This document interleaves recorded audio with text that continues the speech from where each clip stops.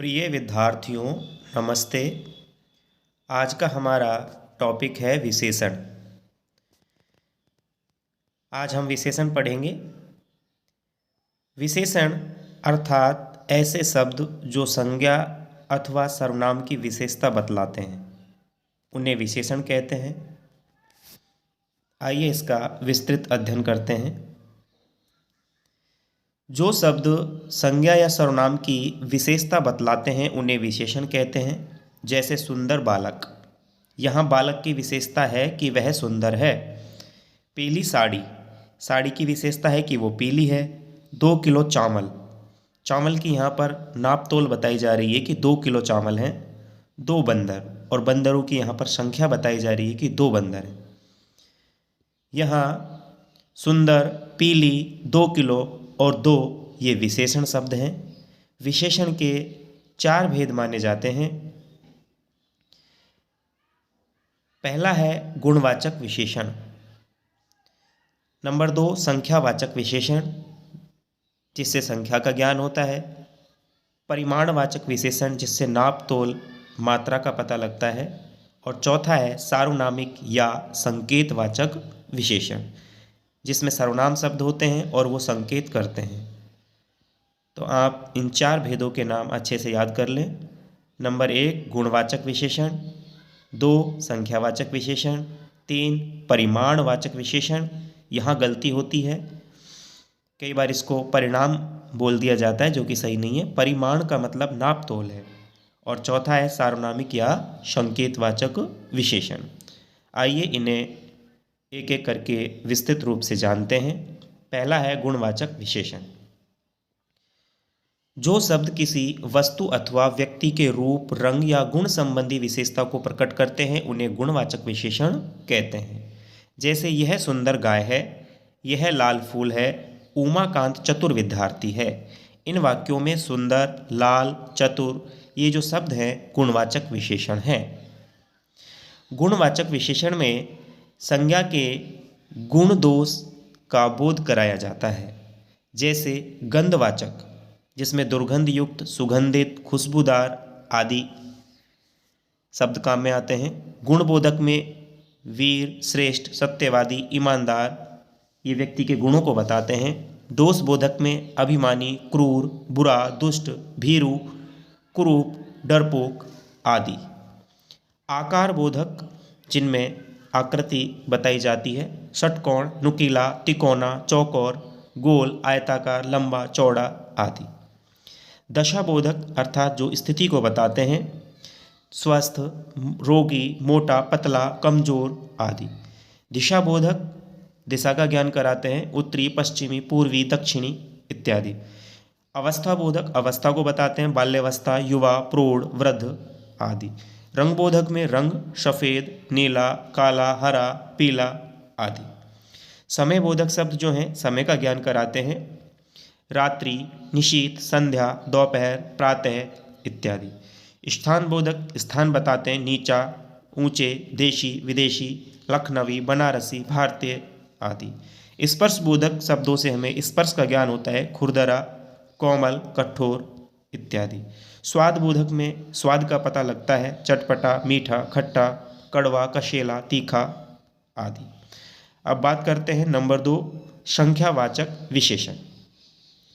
जैसा कि नाम से ही पता लगता है, जो शब्द संज्ञा या सर्वनाम की संख्या का बोध कराते हैं उन्हें संख्यावाचक विशेषण कहते हैं। इस विशेषण के द्वारा निश्चित और अनिश्चित 2 प्रकार की संख्याएं होती हैं। संख्या का बोध होता है, इस कारण संख्यावाचक विशेषण के 2 भेद होते हैं। निश्चित संख्यावाचक विशेषण, जो विशेषण निश्चित संख्या का बोध कराते हैं वे निश्चित संख्यावाचक विशेषण कहलाते हैं। जैसे 5, 7, पहला, दूसरा आदि। निश्चित संख्यावाचक विशेषण के यहाँ 4 उपभेद होते हैं। नंबर 1 गणनावाचक, जिससे गणना का बोध होता है। जैसे 1, 2, 4, 5, 100, 1000।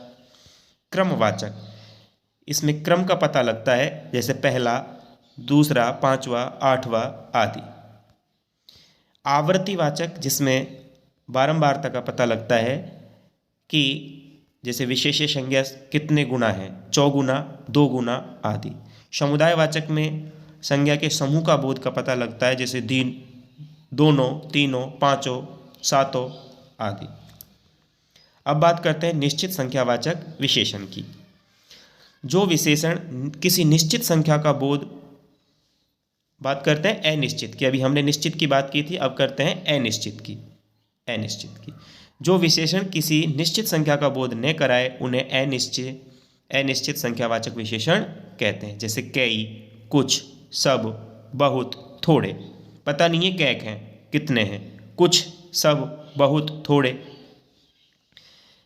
तीसरा जो भेद है परिमाणवाचक विशेषण। जिन शब्दों से संज्ञा या सर्वनाम की नाप तोल संबंधी विशेषताओं का ज्ञान होता है उन्हें परिमाणवाचक विशेषण कहते हैं। परिमाण, नाप तोल भी दो प्रकार की हो सकती है, निश्चित और अनिश्चित। तो इसी आधार पर आइए एक बार देखते हैं। जैसे थोड़ा दूध, पाव भर चीनी, गज भर कपड़ा आदि।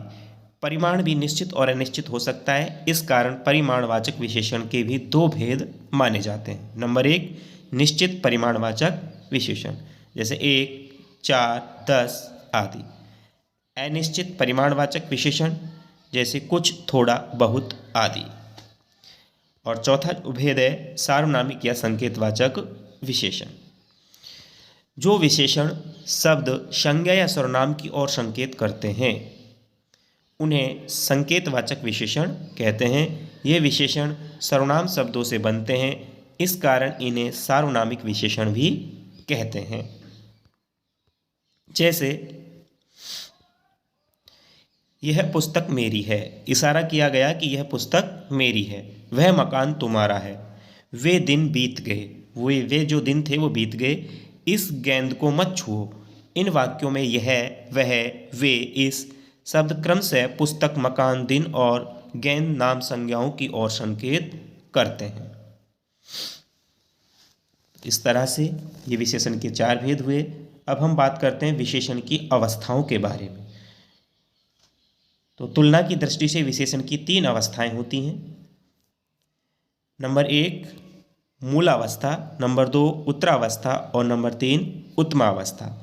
अभी हाफ ईयरली 10वीं का जो बोर्ड पेपर हुआ है हाफ ईयरली का, उसमें विशेषण की अवस्थाएं पूछी गई थी कि विशेषण की अवस्थाएं होती हैं, तो वहाँ 3 हमें लिखना था, मूलावस्था, उत्तरावस्था और उत्तमावस्था। ये तीनों अवस्थाएं केवल गुणवाचक विशेषण में होती हैं। किस में होती हैं? गुणवाचक में। मूलावस्था क्या है? विशेषण शब्द की मूल दशा को जिसमें वह सामान्य रूप में रहता है उसको मूलावस्था कहते हैं, जैसे लघु, प्रिय, श्रेष्ठ आदि शब्द। उत्तरावस्था, जहाँ 2 वस्तुओं या व्यक्तियों की तुलना करके एक दूसरे से अधिक या कम बताया जाता है, यहाँ विशेषण की उत्तरावस्था होती है। जैसे लघुतर, प्रियतर, श्रेष्ठतर, लघु से लघुतर, प्रिय से प्रियतर, श्रेष्ठ से श्रेष्ठतर। अथवा यूँ कहा जाए कि पिताजी सुरेश को महेश से श्रेष्ठतर समझते हैं। एक को दूसरे से श्रेष्ठ जहाँ बताया जाता है। और उत्तम अवस्था है, यह विशेषण की वह अवस्था है जिसमें अनेक वस्तुओं या व्यक्तियों की तुलना करके किसी एक को सबसे श्रेष्ठ या कम बताया जाता है। जैसे लघुतम सबसे छोटा, प्रियतम सबसे प्रियतम, श्रेष्ठतम सबसे श्रेष्ठ। जैसे रमेश सभी छात्रों में चतुर्थम है, गाय सभी पशुओं में श्रेष्ठतम पशु है। विशेषण की तीनों अवस्थाओं के रूप। आइए अब हम देखते हैं तीनों रूप, मूलावस्था, उत्तरावस्था और उत्तमा अवस्था। मूलावस्था में श्रेष्ठ है तो उत्तरावस्था में श्रेष्ठतर और उत्तमा अवस्था में श्रेष्ठतम। उच्च से उच्चतर और उच्चतम,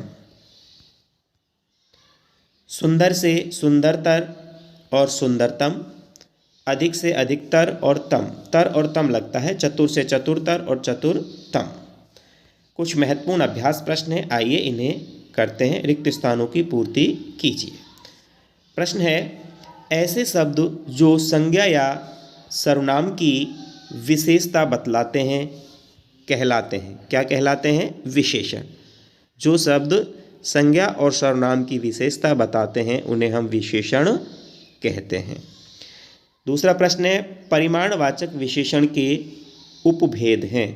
परिमाणवाचक विशेषण के उपभेद कितने होते हैं? 2, निश्चित परिमाणवाचक और अनिश्चित परिमाणवाचक। माध्यमिक शिक्षा बोर्ड 2023 में ये प्रश्न आया था। तीसरा प्रश्न है, विशेषण संज्ञा, विशेषण शब्द संज्ञा या की विशेषता बतलाते हैं। या से मतलब है सर्वनाम, संज्ञा या सर्वनाम की विशेषता बतलाते हैं। विशेषण शब्द संज्ञा या सर्वनाम की विशेषता बतलाते हैं। चौथा प्रश्न है, गुणवाचक विशेषण में संज्ञा के का बोध कराया जाता है। गुणवाचक विशेषण में संज्ञा के,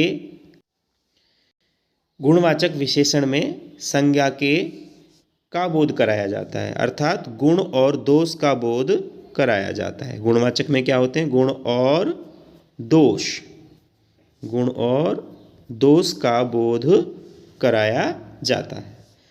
पांचवा प्रश्न है, कुछ थोड़ा बहुत शब्द का बोध कराते हैं। कुछ थोड़ा बहुत शब्द का बोध कराते हैं, अर्थात कुछ जो शब्द है, थोड़ा है, बहुत है, ये किस चीज़ का बोध कराते हैं?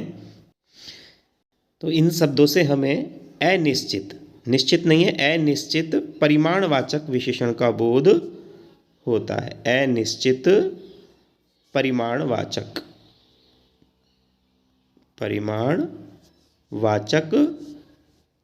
विशेषण का बोध होता है। छठा प्रश्न है, यह पुस्तक मेरी है। वाक्य में विशेषण है। यह, वह, इस, उस, अर्थात ये सार्वनामिक या संकेतवाचक विशेषण है। इसे आप संकेतवाचक भी कह सकते हैं और सार्वनामिक भी कह सकते हैं, क्योंकि सर्वनाम शब्द है। सातवां प्रश्न है, तुलना की दृष्टि से विशेषण की अवस्थाएं होती हैं। कितनी अवस्थाएं होती हैं? 3 अवस्थाएं होती हैं। तुलना की दृष्टि से विशेषण की 3 अवस्थाएं होती हैं। आठवां प्रश्न है, जो विशेषण संख्या का बोध कराते हैं वह संख्यावाची विशेषण होते हैं। जो संख्या का बोध कराते हैं वो होते हैं संख्यावाची विशेषण। आगे चलते हैं। 9वां प्रश्न है, यह सुंदर गाय है। यह सुंदर गाय है, वाक्य में विशेषण है। यह सुंदर गाय है, तो यहाँ पर हमें विशेषण शब्द बताना है कि विशेषण शब्द कौन सा है। गाय की विशेषता सुंदर शब्द से बताई जा रही है। किससे बताई जा रही है? सुंदर शब्द से।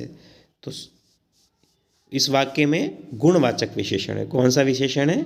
गुणवाचक। यहाँ गुणवाचक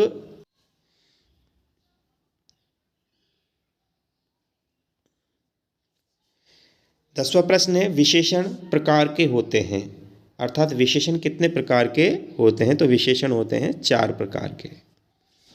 विशेषण के जो प्रकार हैं वो 4 हैं। यहाँ उत्तरमाला दी गई है, आप इसका भी सहारा ले सकते हैं।